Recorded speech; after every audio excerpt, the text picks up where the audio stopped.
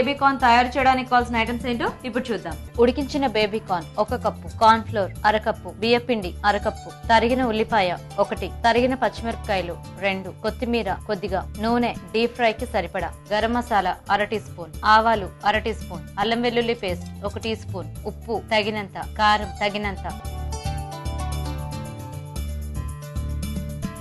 Deep fry కదా?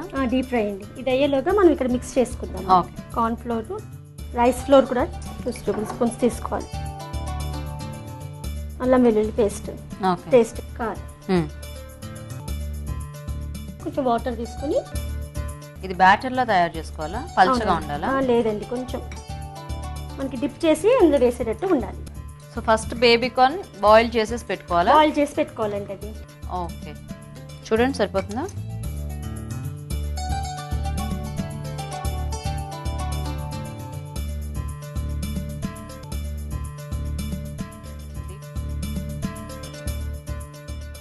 So ఇవి అయిపోయాయండి.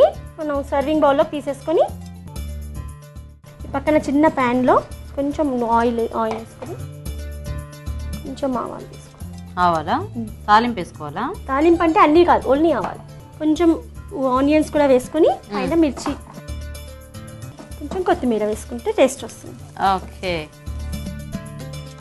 సో మనకి రెడీ అయిపోయిందండి. దీనికి కొంచెం సాస్ వేసుకుని తింటే ఇంకా చాలా బాగుంటుంది. ఓకే, బౌల్లోకి తీసేసుకుందాము. ఓకే, రెడీ రెడీ అండి. ఓకే, చూసారు కదండి, చకచక క్రిస్పీ బేబీ కార్న్ రెడీ అయిపోయింది.